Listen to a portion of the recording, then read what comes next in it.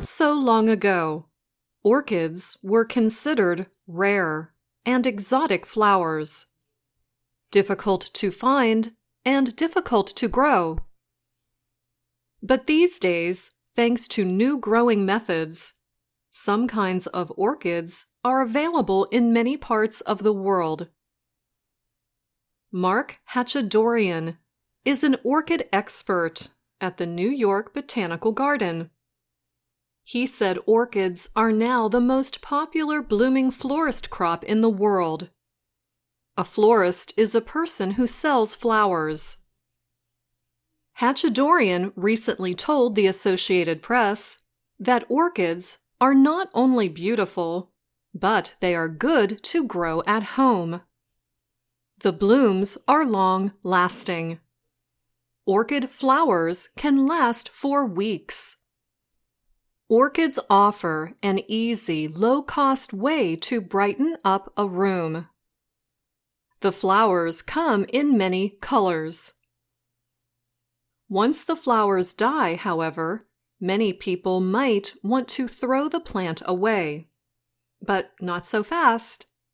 You might be able to get that orchid to bloom again. In fact, helping an orchid to rebloom is a great project to do while at home because of coronavirus restrictions. Just know that the pandemic might be over by the time you succeed. Kenya friend Daniel is an orchid expert at Trader Joe's, a food store that also sells plants and flowers like orchids. Once the first flowers are gone, friend Daniel suggests cutting the stem off at the base and removing the material the plant is growing in. Then move the plant to a slightly larger pot, filled with fresh moss or tree bark. Friend Daniel said that new growth should start coming from the middle of the plant within 3 to 4 months. It will take 12 months for a fully bloomed flower to show. Blanche Wagner is another orchid expert. She says that orchids use a lot of energy to produce blooms. They need a full year, she added, to build up enough energy to flower again. Wagner works at the Missouri Botanical Garden. Their orchid collection is world famous and dates back to the late 1800s. She gives a simple suggestion for those wanting to rebloom an orchid. Note when you bought them. This will help you to rebloom your flower at the best time. And remember to care for them when they are not in bloom. The most important time to care for your plants is right after the flowers die, said Hatchadorian. At that time, he said, make sure they get the best available light, water, and fertilizer to make sure they grow their best before flowering again. Wild orchids grow in rainforests, so they do well in warm, wet environments. Morning sun is best, says Kenya friend Daniel. But avoid direct sunlight, she warns, which can burn the leaves and the blooms. The ideal temperature while waiting for new growth is about 29 degrees Celsius. Once there is new growth, keep the temperature between 21 to 24 degrees Celsius. Watering orchids is also tricky.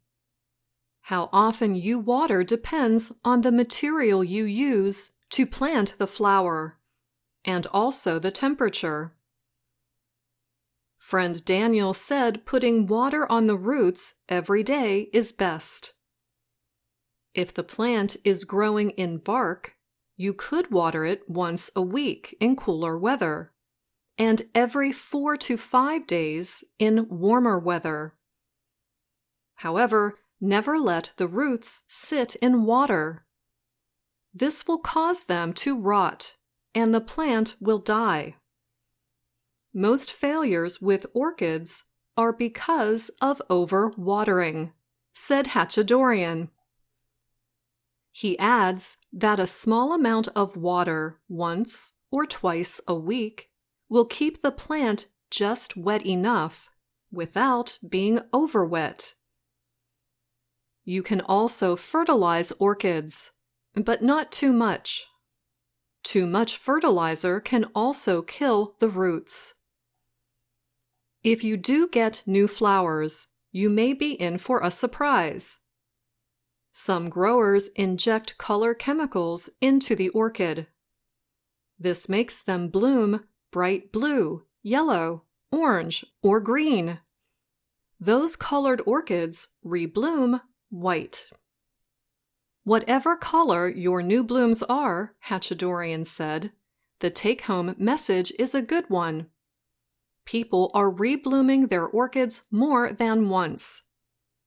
So maybe it is a good time to grow your own. But friend Daniel reminds us that orchids are complex. No one said it was easy, she said. It's work. But the results may be worth it.